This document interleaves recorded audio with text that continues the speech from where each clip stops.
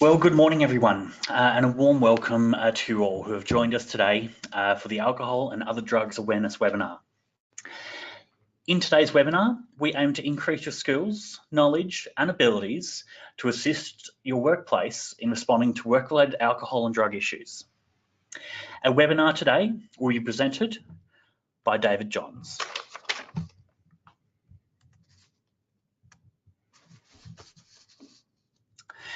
David has nearly 20 years experience as a human resource and industrial relations practitioner. Over this period, he has managed both field and corporate functions and provided representative and advisory services to many industries. We'll be aiming for a 40-minute presentation and we'll be recording the webinar today. So if you don't have to take notes. The recordings, slide deck will be made available to you once the webinar has concluded. My name is Francis Waddell, and I'll be your webinar moderator today. So if you experience any issues, please send any questions through to me so I can assist you. You'll notice on the right-hand side that there'll be a questions box. Please feel free to place any questions in this box, and they will be answered on conclusion of the webinar, where we'll have approximately 10 minutes to go through questions. Now, without further ado, I warmly welcome David Johns to begin the presentation today. Thank you for that kind introduction, Francis. Welcome, everyone. Slight change of program. Rather than doing this in the afternoon, we're testing the ground for doing a morning session. So I trust everyone can sit back, relax, and join me for that next 30-40 minutes while we go through today's webinar. So, alcohol and other drugs. So what we'll do is we'll start with the legal framework. We'll then move on to make sure that we all have an understanding of alcohol and its effects and drugs and their effects. Now, I'm not going to go into war and peace on those because I think generally most people have a reasonable understanding, but I just want to set the scene so that we know what we're talking about. Then we'll look at the implications for road transport operators. And then we'll have a look at why we would be suggesting our members and attendees at this webinar have an alcohol and other drugs policy in place. So moving on to the next slide then. Just a little bit of statistics for people. Wanted to make a little bit of an impact here. So let's just have a look at this. So the National Drug Strategy Household Survey for 2016 indicated to us that 1 in 7 people have consumed 11 or more standard drinks at least once in the 12 months prior to that survey. The survey also showed us that more people in their 50s are consuming 11 or more standard drinks in one drinking session. So if we have a look at what the median age across the road transport industry is, it indicates to us that we've got some potential issues there to consider. Not suggesting that anyone over 50 is an alcoholic, far from it, but it's simply what the data shows us. The most commonly used illegal drug in the 12 months prior to that survey was cannabis, followed by cocaine, and then ecstasy. A concerning statistic for anyone has to be this final one. About 1 in 20 Australians had misused pharmaceuticals in 2016. And largely, the most misused pharmaceutical was painkillers or opiates. For example, there was a case where an employee had fallen foul of a drug and alcohol policy, and in actual fact, it was found that he was using his wife's painkiller, but because he was a male, he was taking 6 times the prescribed dosage. So, in anyone's terms, that is of concern to us. All right, so the legal framework or the legislative framework.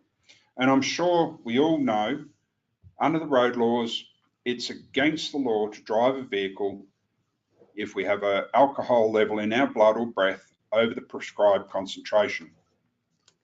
Now, I haven't included a limit here because in actual fact, for general road users, it's 0.05 as I think we're all pretty much aware. Heavy vehicle operators, and the challenge for the road transport industry is the typical limit for a heavy vehicle driver is 0. However, New South Wales is 0.02. So for those members who have drivers operating across state borders, it can be a bit of a challenge. The other elements there are up on the slide: driving under the influence of alcohol and drugs, and if you're actually pulled over, refusing to comply with the directions of a police officer in relation to being tested. All right.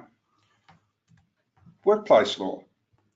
Now, the primary element of workplace law is the Work Health and Safety Act. Now, what I have on the screen or in the slide set is actually the provisions of the Commonwealth legislation. However, since the harmonisation, these same provisions are largely duplicated across Australia. Western Australia, I understand, to be coming in line soon. But regardless, even the old Occupational Health and Safety Act still contain virtually the same provisions. So under the Work Health Safety Act, there is a primary duty of care, and that primary duty of care is on what they call a PCBU, or a person conducting a business or undertaking. In any terms, it's the employer. So the employer's responsibility is to ensure the health and safety of workers and other people while in the workplace. The key element is other people in this element. So it's not just those people you employ, it's anyone coming into your business or being present on your site. There's also the duty of workers. So while at work, an employee or worker or an employee, again, the legislation is framed in the terms of workers, must take care of their own health and safety and take care that their acts or their omissions, in other words, their failing to do something, does not adversely affect the health and safety of another person. As I said, this is typical across whether it's WHS or Occ Health Safety. These provisions have been around for some time. So that's the legal framework or the legislative framework. So now let's move into some of the good stuff, the technical stuff here. So first up, we're going to have a look at some alcohol, and I'm sure everyone's aware. Now, there are different types of alcohol. The specific one that we're talking about is that ethyl alcohol or ethanol, and it's not the stuff they add into the fuel tanks. It's arrived at in the same way, but that's a little bit differently refined. We're talking about a fairly refined alcohol that's produced by the fermentation of grains and fruits. So it's a chemical process where yeast acts upon the ingredients, sugars and things like that, which then creates the alcohol.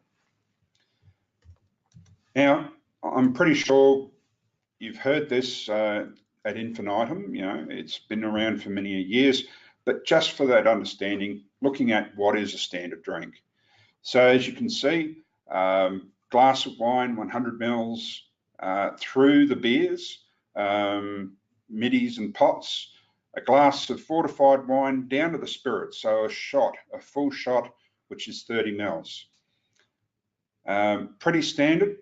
It can be challenging in various locations because some outlets use slightly different size glasses, particularly in the beer.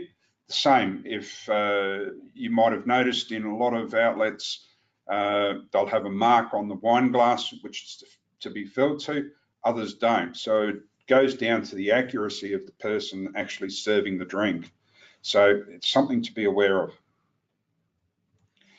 Now, getting down to the real nitty-gritty on this, so the alcohol content, because that is at the end of the day what actually impacts upon the human body. So alcohol content can range from 2% in your light beers right through to 20% in your spirit and your liqueurs, if not more. The distilled drinks, as you can see, can actually go quite higher. So it's consumer beware, but particularly as it comes to the impact on the human body.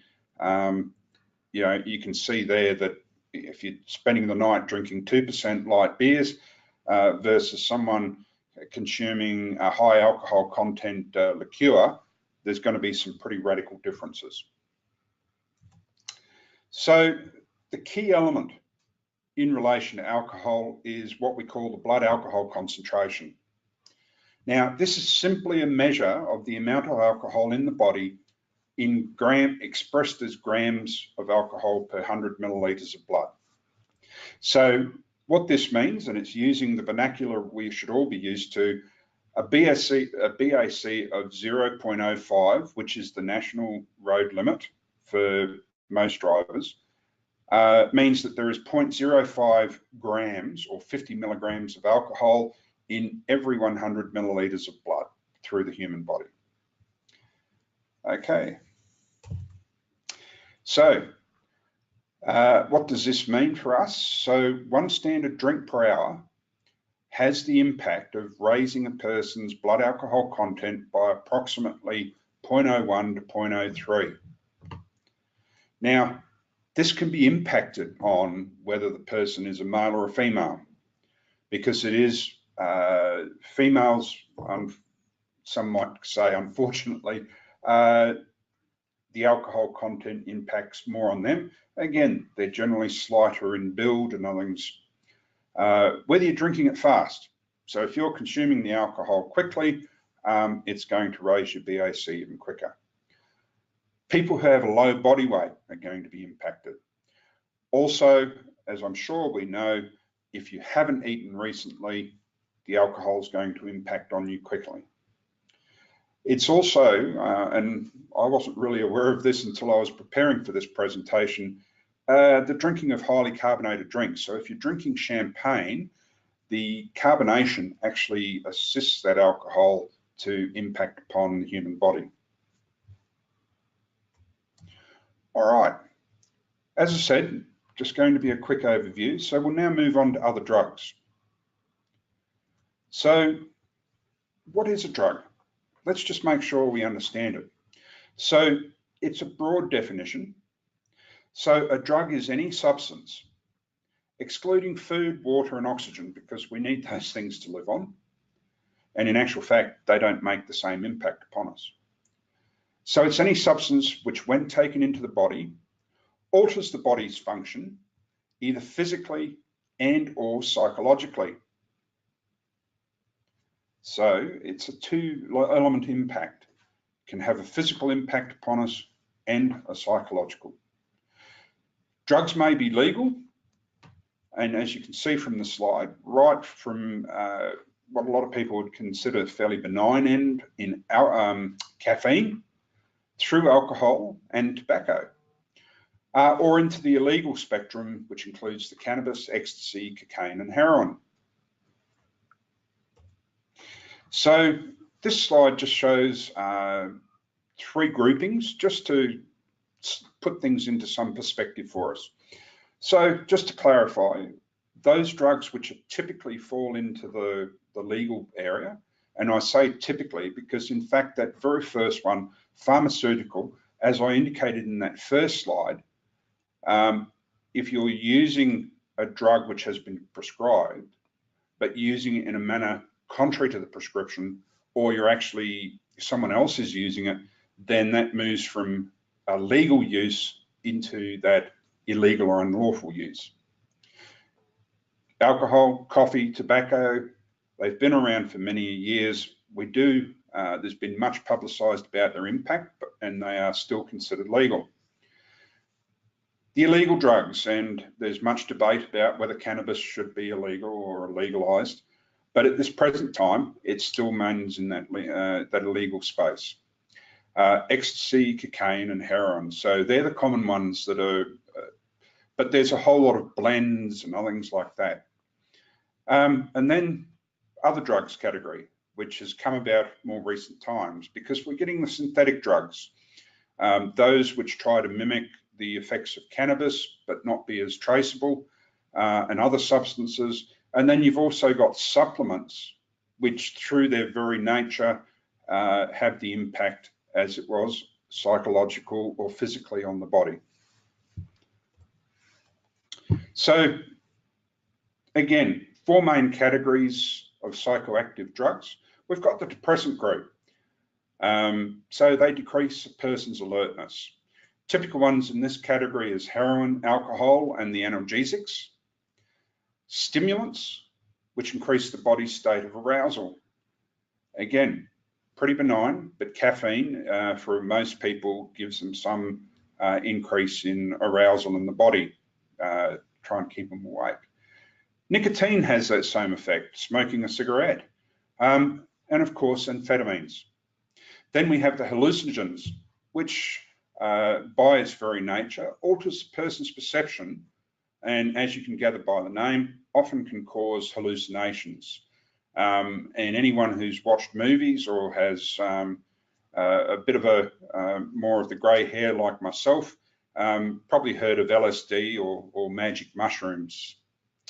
Then we have the 4th category, which everything else is heaped together, and that's because they have properties of more than one of those categories. So, for example, cannabis, it can have a depressive, hallucinogenic, and stimulant properties, depending upon the amount consumed and the strength. So they're the main categories. So,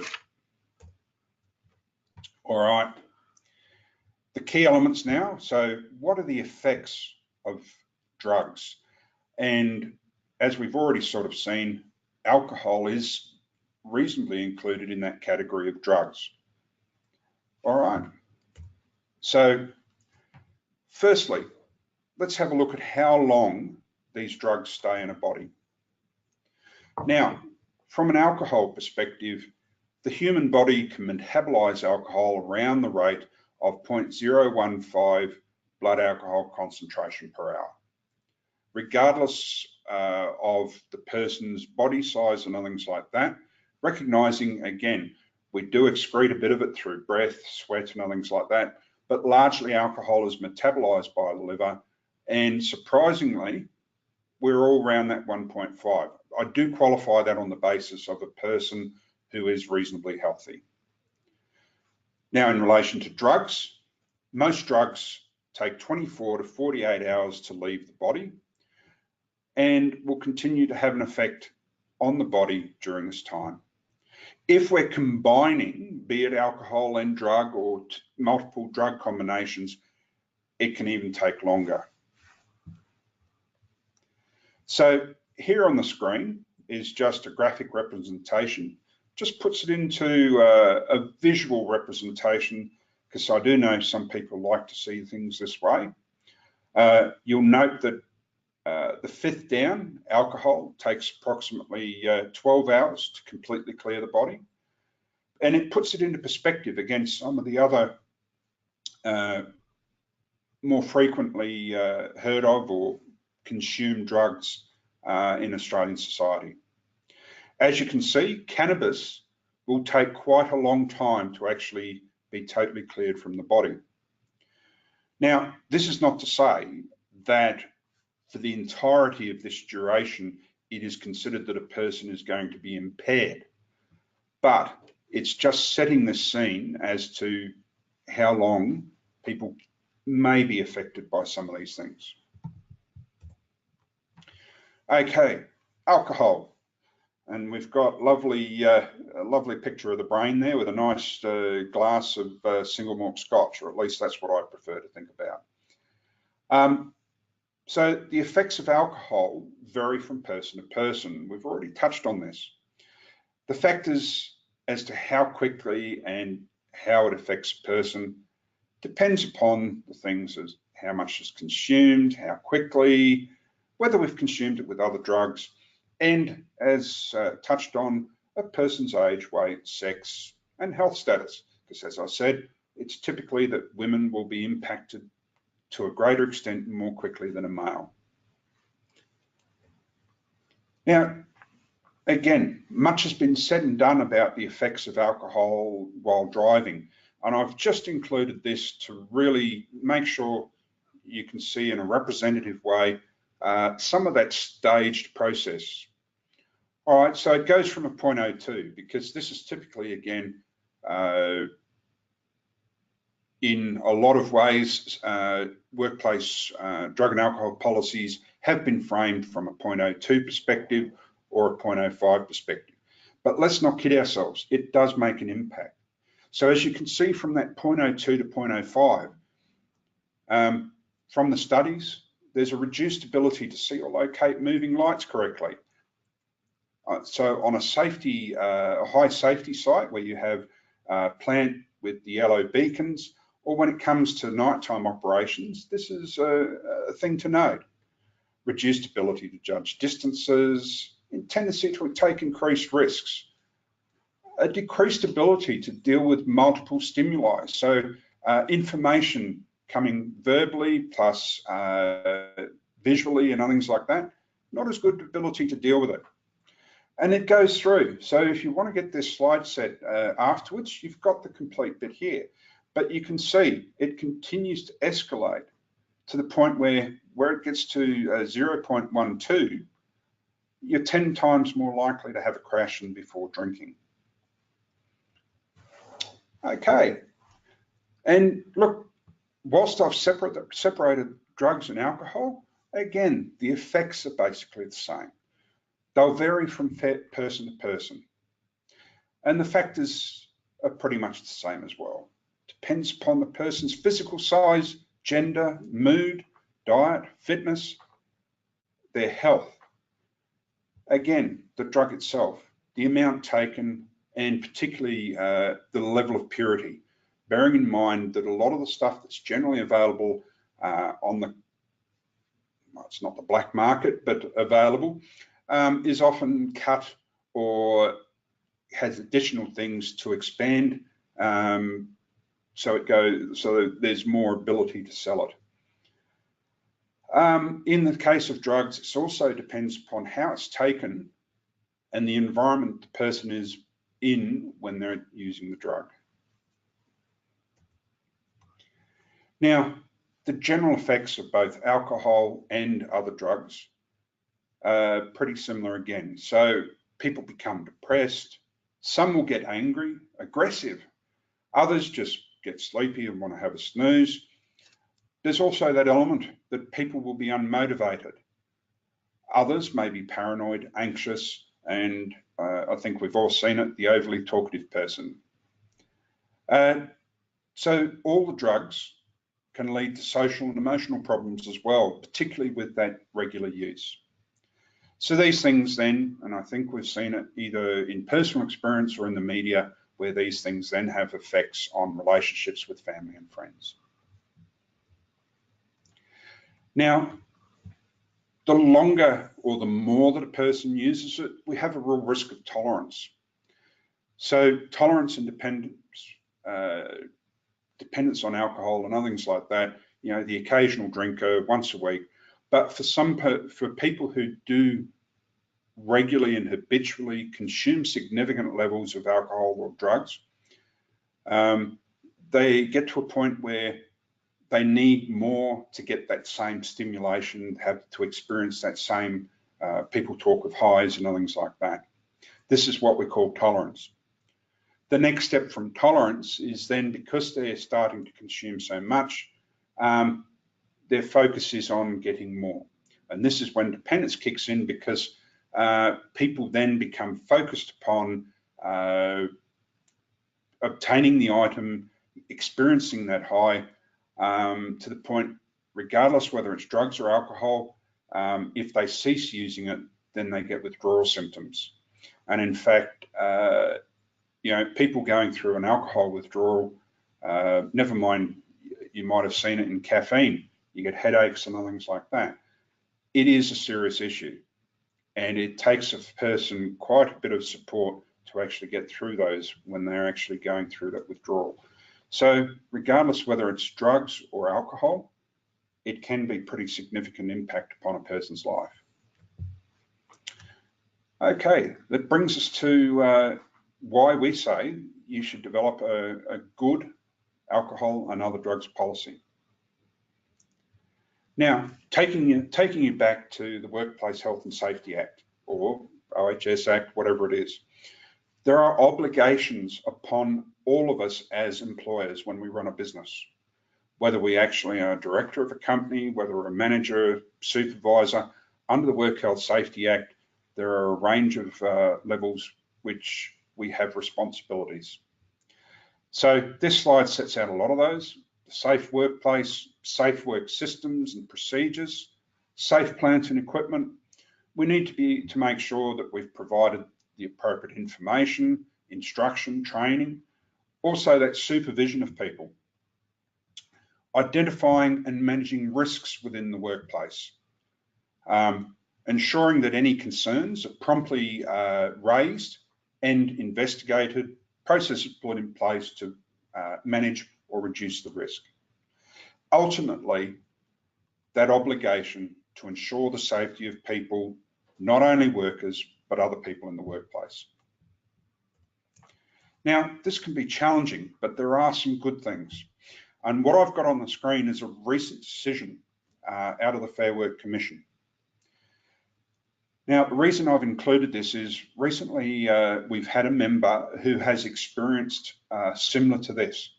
And what I mean similar, the driver who took his overnight stop, his main stop, actually consumed alcohol in his downtime. Now, largely, that period is not at the direction and control of the employer. However, what we say is that road transport is a safety critical industry, and that period of that longer break, halfway through a trip, it was still reasonable that the employer expected their driver to maintain an appropriate standard of fitness for work. And what this decision confirms is that, well, what it related to was Qantas, one of the Qantas cabin crews, in a layover. So the layover, they've come in, spending the night, and there's an expectation they'll be fit and ready to take another flight out the next morning. Consumed a number of drinks, Manhattan cocktails, if I understand it properly. He consumed that much alcohol that, in fact, he was found actually quite sick in the bathroom, vomiting into a toilet, and ended up being hospitalised with a blood alcohol reading, as you can see on the screen, of 0.205. So regardless of what he said in his statements and everything, he'd obviously been consuming quite a bit of alcohol, to the extent he wasn't fit to actually take that scheduled flight out the next morning on which he was due to perform his work. Qantas went through a process, investigated, disciplined him, and the outcome of the disciplinary action was the termination of employment. And as you can see from the screen, the Fair Work Commission has confirmed the right, well, this is one of a number of decisions, which has confirmed the right of employers in safety critical industries to manage the out of hours conduct within reasonable term, or where it impacts upon the safe performance of that worker's duties. So this supports us then as we go to the next. The benefits of having an alcohol and other drugs policy. So the key things: in the absence of it, you have to depend upon the general road rules, other legislation, the safe, work health safety. By having a policy, you can clearly set guidance as to what an employee can and can't do. Employees, if you have an EAP program or things like that, employees know what support is available, as well as what disciplinary action is going to actually apply if they choose to not follow that policy. It also provides good opportunity to make sure managers, supervisors, and those with responsibility for their staff guidance about the procedures they need to follow if they have concerns with the fitness for work of a staff member. The other good thing is by actually getting in place the policy, going through the process, consultation, framing the policy, informing people, you're actually raising that awareness in the workplace. This can actually have the positive impact upon people of actually encouraging them to make sure that they do the right thing. And you may even have a period where you say, okay, well, anyone who has an issue, if you come and have a private discussion with us, we'll look at doing everything we can to support you to get the good treatment. So the impact then, the bottom line, you're going to reduce illness and potentially reduce illness and staff turnover, and thereby increase productivity. So you're also going to have, particularly in the road transport industry, you're going to reduce the risk of your employees driving or operating dangerous equipment. And bearing in mind, you've got forklifts. In some workplaces, you've got overhead gantry cranes to worry about. So it's all these things and making sure that people are actually in a fit state to work. And also, I know this sounds quite the wrong way around, but if something did happen, you've met your legal responsibilities for the health and safety of an employee. And trust me, I've been in situations where I've been part of investigations and things like that after these things have all gone wrong. It's not a good place to be. So how do we go about developing and implementing an alcohol and other drug policy? So under the Work Health Safety Act, there are consultation requirements with your employees because this is a safety policy. We'd suggest that it's universal to cover off under the legislation because you're not just looking after employees, you've got to look after everyone who comes into your premises, onto your site, whatever the terms. It should be comprehensive so that everyone understands what the limits are, what the implications are if they don't work within them, and then, as I said, other supports and things like that are in place. You know, you set out all the instructions and procedures and you publicise them. Ultimately, once you've done everything, you do an evaluation and you review your policy. So lastly, just bringing it all together, you've developed it and everything, and you're putting the policy into place, you're implementing it. You're going to make sure it applies to all employees. It's going to set out some clear terms so that everyone understands what the expectations are. Clearly states what people can expect if they don't want to follow the policy. And if you can add it in, and it may not be practical for smaller employers, but again, depending upon the arrangements you may put in place with an employee assistance program, it's something good to look at because you're only paying when people draw upon those services more often than not. Having an EAP in place so that you can demonstrate you've got the good support mechanisms in place to help people where they have fallen foul of your drug and alcohol policy or a declared dependency.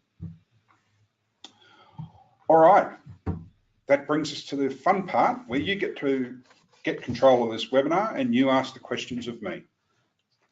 Thanks, David. As David indicated, we've come to the end of the webinar. So we'll move on to questions. Remember, if you do have a question, please type it into the control panel on your screen, and we'll be able to answer any of those. Well, I'll try to answer them. Try to. Definitely. We've got, there's a couple of questions here to start out with David. So why would we have a policy of zero alcohol for everyone when only half our staff are drivers? Our office staff often go down to the pub or down the road for lunch in small groups and as you know, team building exercises or for lunch, celebrating events and bits and pieces. A zero limit will kill this part. Will kill this part of our work culture. What do we do? Yeah. Well, again, this is part of where the policy you implement is crafted to capture those elements key to the workplace. Now, the challenge is because the drivers largely, whilst they're performing driving duties, are bound by a zero tolerance out there on the road. There is one perspective where everyone in the workplace is bound by that same provision. Some people might say, well, okay, yeah, staff are not bound by that same element. But when you think about what your business does, as I said, for the loading and unloading of the trucks, it's likely you've got forklifts operating. You've got other deliveries coming in, you've got trucks moving out, you've got a fairly busy area in which to deal with. And the point is, people are not going to be 100% office bound. They're actually going to be coming out into that space. Hopefully you've got the good high-vis garb and everything for them as well. But that's the element to think about. The office people are not necessarily bound just into that office. And in relation to going down, having a couple of drinks over lunch, I take you back to where you look at the effects of alcohol. Even at a 0.02 level, you've got people who are going to be experiencing the effects of alcohol. 0.02 is only a couple of drinks, a couple of standard drinks, and people are going to be over that. So their ability to think clearly, to actually do some of those things that you're expecting of them in the afternoon is going to be impacted. Now, at the end of the day, it's not the likes of me to tell you what to actually enshrine within a policy in your workplace. That is actually going to come about through your discussion with your workers. Now, it's a good element, coming back to that key point, it's a good element for everyone in the workplace to be bound by the same arrangements. However, your workplace may agree that office staff and driving staff are judged by a different element simply because of the road rules versus what you implement in the workplace. If you have any questions on that, more than happy for you to call in, and Brett, Richard, myself, be very happy to take it through with you in more detail. Brilliant. Thanks very much for that, David. We've got another question now, which is, does the drug and alcohol policy have to include the individual state territory specific requirements that the business may operate in? Well, that's what I said. It is challenging. Typically, and I do stand to be corrected if I haven't got this right, to my understanding at the moment, based upon my research, it's only New South Wales that allows that 0.02 for heavy drivers of heavy vehicles. So I don't think you need to go into in this state, that state, the other state.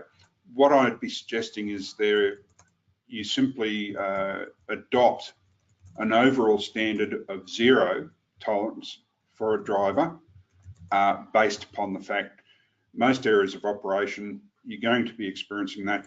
And going onto a client site, making deliveries, you may well experience that they have a zero limit in place as well. Brilliant. Again, if you have any questions on that, if we can assist you, please don't hesitate to give us a call. Always love talking to people. Fantastic, thanks, David. We have a couple other questions.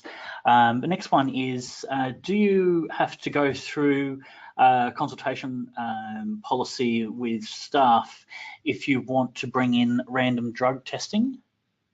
Well, again, as I've covered through the slides, the Work Health Safety Act and even those that haven't followed the harmonisation of work health safety across Australia, the provisions still include where you're implementing or doing things that impact on the safety within the workplace, there are consultation requirements under the Act.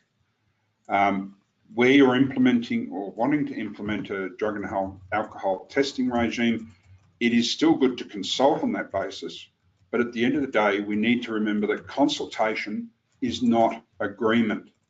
Consultation is where you put forward information, people consider that, and they come back to you. And as long as you can show that you've reasonably considered what has been put back to you, and there are reasons why, and you've communicated those, why we're going a certain direction, why we're doing a certain thing, you've met your consultation obligations. So I just reinforce that.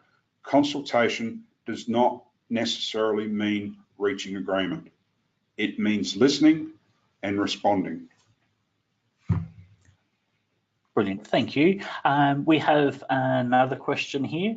We have a number of small transport companies that work for us. How can we guide them to implement the OAD policy when they may not have resources to manage this on a day-to-day basis? For example, how could they implement an EAP which needs to remain confidential to a point? Invoicing from the EAP provider could inadvertently identify a person purely because the size of the business allows an office person to use the process of elimination to work out who may be returned a non-compliant test. Who have returned a non-compliant test. Okay, there's a number of elements there. From a contractor's perspective, with your AOD policy, anyone coming onto your premises, site, or undertaking work in a well-framed AOD policy can be bound by your requirements. We would also suggest that any arrangements, not only between your employees, but any contractor working for you, are properly documented. So in the case of a contractor, you have an agreement with your contractor, and you can actually include the terms around alcohol and other drugs and their requirement to implement an appropriate process, policy for their business, even standing that whilst they're working for you, they can be bound by your own policy. Now, in relations to the employee assistance programs, most of those programs, the operators of those have gone to great lengths to set up everything within their control to provide for the confidentiality of the person that is seeking their assistance. Now, their billing, from my experience, their billing is just simply on the basis that they've had a person contact them, and typically there's a number of sessions or a number of contacts which are included in that one price. Again, it depends upon the terms of the EAP service that you're engaging with. More often than not, they provide face-to-face attendance, but again, it's largely telephone-based. So for a person's absence from the workplace or things like that, it can be largely overcome through that telephone contact. The referral then, if there is issues and things like that, if there's a referral into treatment regimes and things like that, the unfortunate fact is, yes, there's possibly going to be absences in the workplace, but the same as anyone's absence, there's almost that need to know. Only those people who have to deal with the elements should be dealing with them. And in actual fact, those people dealing with personal information should be bound by confidentiality as a normal part of their position. You know, the reality is people will talk, will try to identify. Again, it's just making sure everyone understands their obligations around the confidentiality of personal information. And from my personal experience, if you've got a good culture in the workplace, most people will rally together and try and support another employee anyway. But look, if there are some specific details, rather than doing it over a webinar, if there's some specific details, please don't hesitate to give us a call and we can drill down to the real nitty-gritty for you. Brilliant. So just in addition to that question as well, yes. Regarding policy development, reference the relevant Australian standards for testing. Yes. As this covers the New South Wales issue, New South Wales limit of 0.02%, to allow for measurement adjustment? Yeah, I've had that issue raised with a union when I was developing a policy, developing and then implementing it in the construction industry. Look, the Australian standards for testing and measuring instruments and the breath testing in the alcohol space are well settled. More often than not, it's a huge impact upon a business to go to urinalysis testing for drugs. Now, when you put it into a reality check, roadside testing for drugs is done by saliva. So urinalysis will show use, whereas again, the whole argument, particularly if you've got a unionised workplace, is you're testing for impairment, not use. Because there is still a considerable debate about the employee's own time, what they do in their own time. Why should the employer be able to dictate to me what I do? So it is really coming down to ways of measuring impairment. And at this present time, the testing for saliva has become reasonably reliable. So as long as the secondary test is being performed in a laboratory which is accredited, you're getting a robust result. But rather than actually, I would encourage people to engage a provider, because the little testing units and that have to be stored appropriately and other things like that. Also to be going to the expense, because there is considerable bits around the chain of custody of testing samples. It's actually good to engage with a provider to actually do that in your workplace for you. Now, there was another element on that question, I think, Francis, just take me back there. Yes, so in regard to policy development, I reference the relevant Australian standards for testing, as this covers the New South Wales issue. New South Wales limit of 0.02 is to allow for measurement adjustment. Yeah, and look, this is part of the element. Even the breath alcohol testing unit, the reason why it's probably not worth actually buying them yourself is there needs to be regular checking to make sure accuracy and other things like that. So this is why it's actually better to engage with someone. They put people through the training to ensure that they're testing in accordance with the Australian standards, that the equipment is in accordance with Australian standards.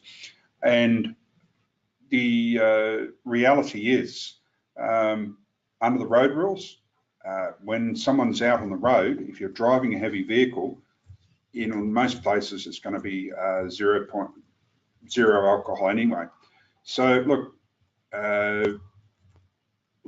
from my experience, and I've had responsibility for implementing and carrying out the drug and alcohol testing on in large employers, the accuracy of the testing these days is quite reliable.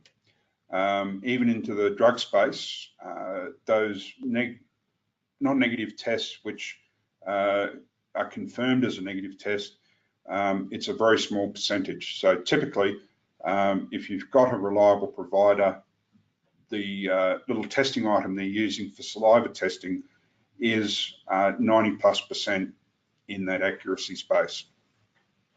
Brilliant, and it looks like we've just got one final question. A roadside mouth swab test will only pick up cannabis taken within the last 24 to 48 hours. A urine sample test, however, will show cannabis used for the period of up to 30 days or more. The RMS and police use oral style tests. Where do employers stand with cannabis usage and the time frame of when they last used it? Well, this is that element I touched on before. So with drugs, you've got saliva, blood, urinalysis, and in fact, you can even test a hair sample. Each of those testing regimes will show use over a different period. And again, really where we're coming down to is we are trying to manage the risk of impairment, not use. So this is why a lot of mine sites and other things like that have won the argument about urinalysis, because it does still show that reasonable time frame where there's still an argument that impairment is actually still likely. However, blood testing and the hair analysis will simply show, yes, in a range of period they've used. If we're really, and as I said, if you're working in a highly unionised environment, and road transport is not as unionised as some industries, it's the saliva testing, because that's the one that comes the closest to simply measuring a period of time where it is impacting on the person's ability to perform the work. However, the very nature of cannabis is complicated because the way it operates in the body and the amount or how frequent the person utilises that plant. So look, there's no absolute, but I do come back to that element. What we are focusing on is risk and impairment. And that's why it's important to capture this in your policy. And typically, we would be suggesting you follow the Australian standards. It would probably be hard to justify a termination of employment based upon urinalysis in the road transport industry. But again, depending upon your business, urinalysis may be more appropriate for the risk in your business, the danger on your site, or for where your drivers are going into, to justify the move from saliva to urinalysis. Sorry, it's not an easy answer, but again, if you really want to split some hairs with us, give myself, Richard, or Brett a call. We're all very experienced, not only in advising people, but actually having that hands-on real-world experience as well. Brilliant, thanks, David. We've just got one more last question, and then we'll have to wrap it up. But certainly, just for everyone to be aware of that, we will have this presentation available on our website for you to download, and you'll receive a link to that. Francis, sorry if I just drop in there. So we'll take this question, but if you do have questions, pick up the phone, 6295 3000. That's correct. With that, for those who aren't in New South Wales ACT, 02. The area code 02. So look, love to talk to you about this. This is something near and dear to me, because unfortunately I have seen the real negative side of this as well. So love talking about it, but love to take further questions from you over the phone. Fantastic, thanks for reiterating that, David. So the question we've got here is, if a person is impaired, regardless of the reason, the employer, PCUB, PCBU, has he's not as experienced in this. No, has alleged requirements to make the workplace safe. Regardless of the drug and alcohol testing results, if a person passes a test, they can still be removed from the workplace if they are unable to do their job adequately and or safely. This is where the DUI components come into effect, and has been addressed for a number of times in this session about impairment. Okay. So I'm certainly not sure, I guess, if there's a direct question there, Yeah. but certainly I would encourage anyone to certainly contact the office and have a chat to David or certainly Brett or Richard. I guess for now, that looks like that's all the questions that we've come through for today. There is one bit on that, because in actual fact, this is the challenge for us in the employment space with the synthetics. And in fact, again, the reason why some of these companies have developed the synthetics in the cannabis and things like that is to try and circumvent a testing regime. And again, I've had, as I said, I've had responsibility, particularly, and I'll highlight construction industry, where on testing days, we actually found little bottles of substance which is marketed, which if you consume it, supposedly masks the instrument's ability to pick up substances. Had people try and drink water to get all sorts of things out of their system. The key element is, for every time they do get a test in place, someone will probably come up with something or a new version which may not be captured by the testing instrument.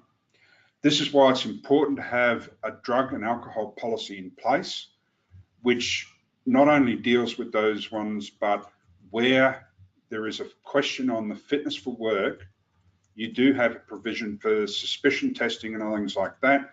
And you have all these elements set out clearly. So at the end of the day, you give yourself the best opportunity to manage that risk within your workplace. And look, as Francis said, if we haven't covered the questions well for you, please don't hesitate to pick up the phone and give us a call, and we will work through the issues with you. Fantastic. Well, thank you very much to everyone who took the time to submit the questions. And thanks again to David for hosting the webinar today. There's a short survey once we stop the webinar, which I'd really appreciate your feedback. As we've said just recently, if you have any further questions, please get in touch with us. And you can either do that via phone on 02 62 95 3000 or via email info@natroad.com.au. Thanks again and have a great day. Thanks, everyone.